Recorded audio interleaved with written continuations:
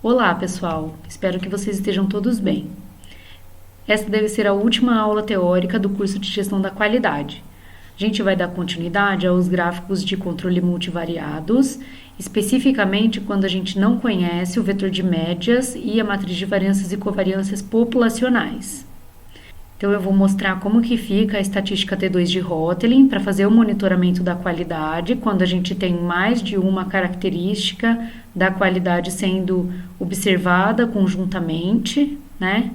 E como que fica a questão de tomar M amostras iniciais quando o processo estava sob controle para estimar o MI, né? O vetor de médias MI, com o X barra barra. Então, a gente vai abrir algumas continhas para isso. Esta é a aula 10B, gráfico de controle multivariado.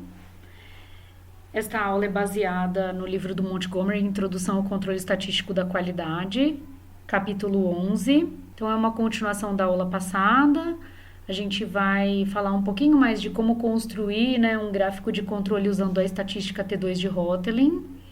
Então, considere P características da qualidade em um vetor X.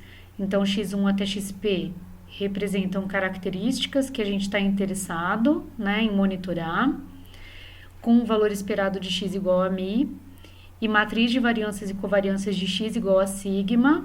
Inicialmente, os dois são supostos conhecidos, tal que x tem conjuntamente uma distribuição normal p variada, como a gente falou na aula passada. A estatística de teste nesse caso é x0 ao quadrado, que é n, x barra vetor menos μ transposto, sigma menos 1, x barra menos μ. E essa estatística aqui tem distribuição Q quadrado com p graus de liberdade. Daí a gente constrói o limite superior de controle usando o quantio alfa superior da Q quadrado com p graus de liberdade, ou seja, limite superior de controle é então esse quantio que deixa alfa de probabilidade à sua direita em uma distribuição Q quadrado com p graus de liberdade. Eu não falei na aula passada, mas por que a gente só tem limite superior de controle nesse caso? Então, vamos olhar para a estatística. Essa estatística está medindo a distância de x barra para μ, né, ponderado aqui pela inversa da matriz de variâncias e covariâncias. Só que essa distância é uma distância determinada por uma forma quadrática. Então, essa forma quadrática aqui, ela vai ser sempre maior ou igual a zero. E quanto mais próximo está o x barra do μ, menos indícios eu tenho de que o processo esteja fora de controle, né? Então, se o x barra estiver muito longe do μ, essa quantidade aqui vai ficar muito grande. Bom, mas na prática, em geral, é necessário estimar μ e sigma a partir de m amostras preliminares de tamanho n, tomadas quando o processo estava ou está supostamente sob controle, como nós temos feito nos casos anteriores, né? Então, suponha que nós temos m amostras disponíveis em um processo estatisticamente controlado. Para cada amostra, a gente vai calcular a média e a variância amostrais. Então, o K aqui indica qual é a minha amostra, tá? O K vai de 1 até M. O J vai me indicar qual é a característica da qualidade. Então, o J vai de 1 até P, tá? Nas duas quantidades aqui. Então, aqui, o X barra JK é a média da minha variável J na minha késima amostra. E a observação X e JK é a iésima observação da jésima característica da qualidade na késima amostra. Tá? Com isso, a gente vai calcular, então, X barra JK e o S2JK, que seria a variância amostral. Notem que aqui a gente já está dividindo por n-1, né? Tem um motivo para isso, já já a gente vai falar.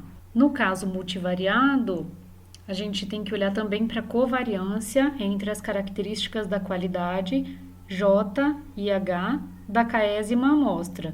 Lembrando que o K varia de 1 até M, é uma das M amostras preliminares. J e H são índices para duas características da qualidade, considerando aqui que J é diferente de H.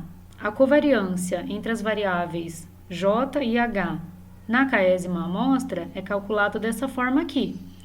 Lembrando que a gente também está dividido por N-1 para buscar lá na frente um estimador não viesado.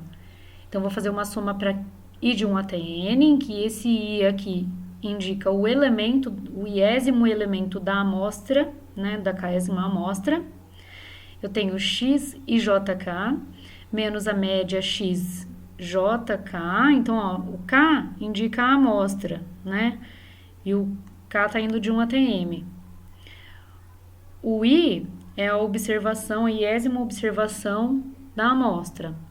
E o j aqui indica a variável j, tá? Então, eu vejo a distância entre essa observação e a média. Qual média? A média da jésima variável na késima amostra. E eu vou multiplicar essa distância aqui pela distância da iésima observação da Hésima característica da qualidade na késima amostra para a média da Hésima característica da qualidade na késima amostra. E aí a gente passa a soma aqui em I, né?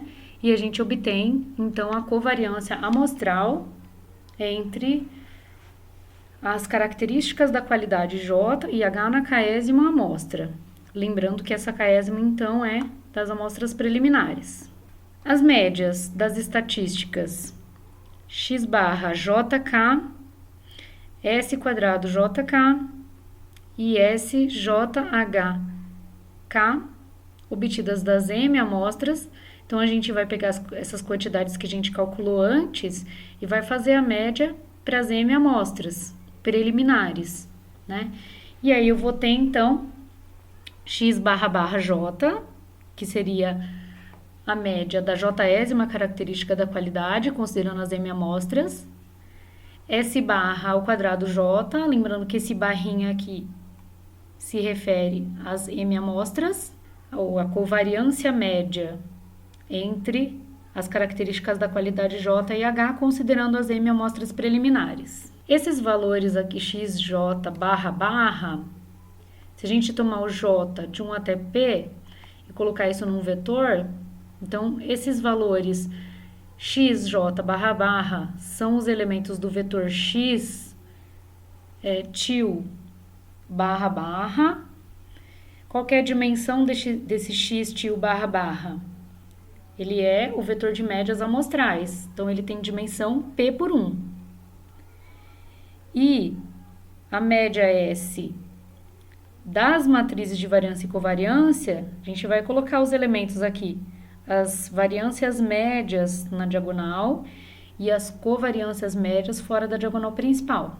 E aqui os elementos abaixo da diagonal principal são simétricos, né, a esses que estão aqui em cima. Essa matriz S de médias das matrizes de variâncias e covariâncias amostrais é um estimador não viesado de sigma, quando o processo está sob controle. Tá? Então, e também, além disso, esse vetor x barra barra é um estimador não viesado para o vetor de médias populacionais μ. Suponha agora que a estatística de teste para o caso geral seja dado dessa forma aqui. Então, aqui a gente está chamando de T2, que é finalmente a estatística T2 de Hotelling, né? Então, a gente olha o quê? A gente olha o vetor de médias da amostra corrente menos o vetor de médias das observações das M, observações iniciais, né? O S seria a matriz de variâncias e covariâncias amostrais da amostra corrente e a diferença aqui entre x barra e x barra barra também. Então, aqui, essa estatística T2 ela vai ser recalculada para cada nova amostra que a gente observar, tá? Então, na amostra atual, que é o que eu estou chamando de amostra corrente, eu vou ter um x barra e um S. Daí a gente vai colocar o x barra aqui, o S a menos 1 aqui, e o x barra barra, a gente vai... Isso daqui vai ser a média das M amostras iniciais. E aí a gente vai observar, então, o gráfico de T2 ao longo do tempo para monitorar o processo. Os limites de controle para T2, na verdade, só o limite superior de controle, né? Dado que o que a gente quer é que o x barra ele não se distancie do x barra barra, os limites de controle são distintos em duas fases. Então, no estabelecimento do controle, ou seja, quando eu estou em uma das M amostras iniciais, o limite superior de controle é calculado dessa forma aqui. P, M-1, N-1, dividido por M vezes N, menos M, menos P, mais 1, vezes um quantil, aqui eu estou abusando da notação, é um quantil da distribuição F, com P grau de liberdade no numerador, Mn menos M menos P mais 1 no denominador, e aí você escolhe um determinado alfa, tá? E na fase 2, o monitoramento da produção seria numa das amostras depois das M amostras iniciais, tá? Então aqui vocês notem que qual que é a diferença da fase 1 para a fase 2? Na fase 2 eu tenho M mais 1.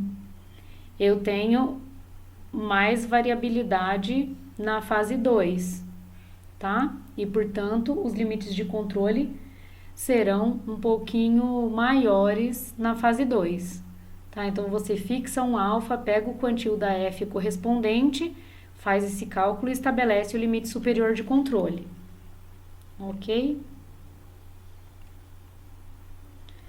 Bom, daí eu peço que vocês voltem naquele exercício da aula anterior, da força da resistência e o diâmetro da fibra têxtil, que são duas características da qualidade importantes que devem ser controladas conjuntamente. O engenheiro da qualidade decidiu usar N igual a 10 espécimes de fibra em cada amostra. Ele obteve 20 amostras preliminares, então M aqui é 20. Com base nesses dados, ele obteve, então, o x1 barra barra, o x2 barra barra, o S1 2 barra, o S2 2 barra e a covariância barra aqui, né? E aí vocês têm os dados lá para fazer o cálculo desse limite superior de controle e observar, então, a estatística T2 de Hotelling em uma situação de monitoramento. Voltamos então para esse gráfico aqui, o gráfico de controle do T2 de Hotelling, para a força de resistência e o diâmetro. Lembrando que cada pontinho desse significa um valor observado para a estatística T2, né? Então aqui é a T2 para a primeira amostra, T2 para a segunda amostra, T2 para a terceira amostra e assim por diante. E notem que aqui nesse gráfico estão representados os T2 para as 20 primeiras amostras, tá? Então, para estabelecer esse limite superior de controle aqui, você vai usar a fase 1, tá? Que é quando você está no estabelecimento do controle.